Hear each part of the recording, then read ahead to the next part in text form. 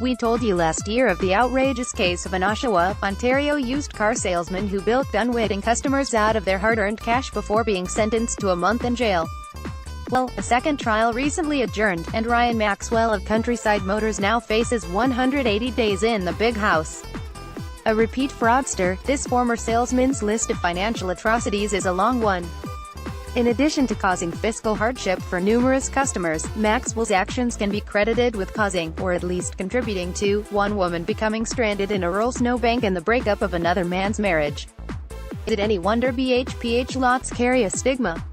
First off, let's recap this shady salesman's professional life. Buckle up for a used car buying nightmare.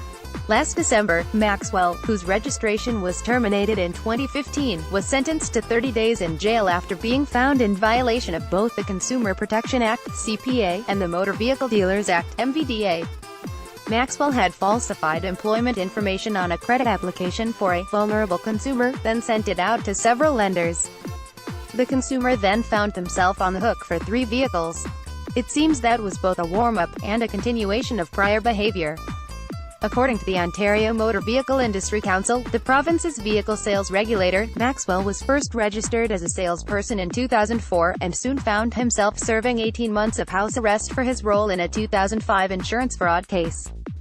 Between 2010 and 2013, Maxwell set up shop at Oshawa's Westbridge Vehicle Sales and Leasing, a business later fined $9,000 for failing to ensure Maxwell didn't violate the MVDA.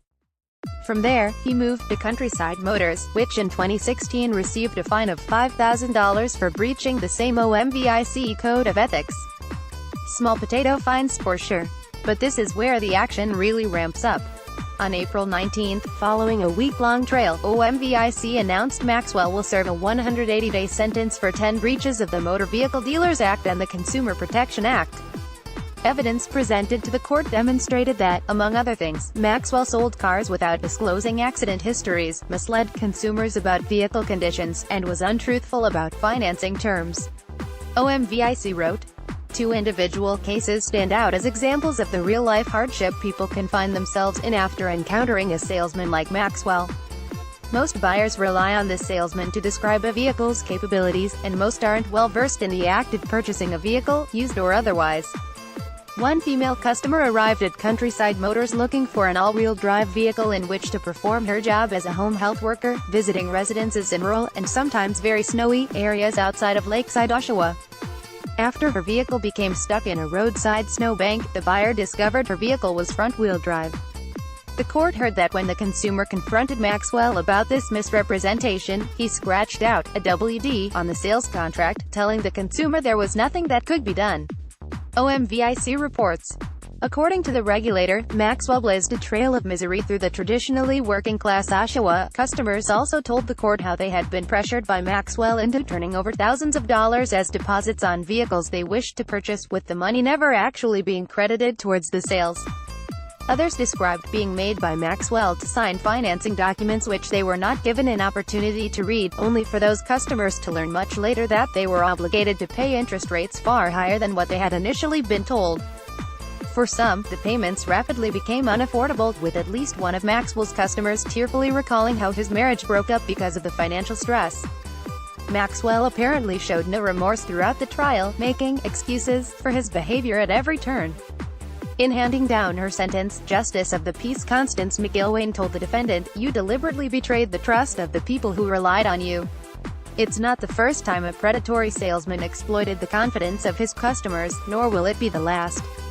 Still, given the severity of Maxwell's crimes, OMVIC's prosecutor sought out a stiff punishment.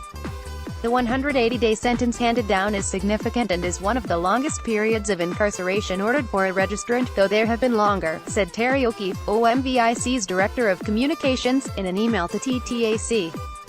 He pointed out a 2012 case where a Belleville, Ontario salesman, Nahid Ali Ramji, sold a new Pontiac G5 to an elderly female customer who thought she was buying a car worth $18,825.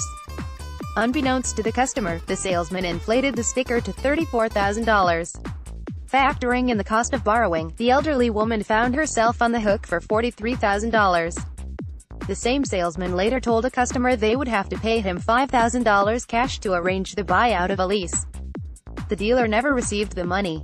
For these crimes, Ramji served 7 months. Sentences meted out to curbsiders have been even more significant, including a 450-day sentence. O'Keefe said. Each province in Canada has its own regulations for vehicle sales. While Ontario requires a countrywide criminal background check for prospective salespeople, as well as a check with other jurisdictions in which the applicant has done business, it pays to be on your toes.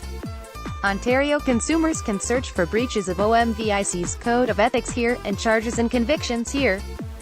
Go into the dealer armed with car buying knowledge, and take a good hard look at that paperwork. The chances of meeting someone like Maxwell are not high, keep in mind. Of the 1.2 million vehicle transactions in Ontario last year, OMVIC received 1,213 formal consumer complaints. Still, customer beware. As for Countryside Motors, neither the dealer nor its director, Theodorus Ted F. Stithu, are allowed to trade in motor vehicle sales after failing to pay the fine levied last December. Images Big Stock Google related.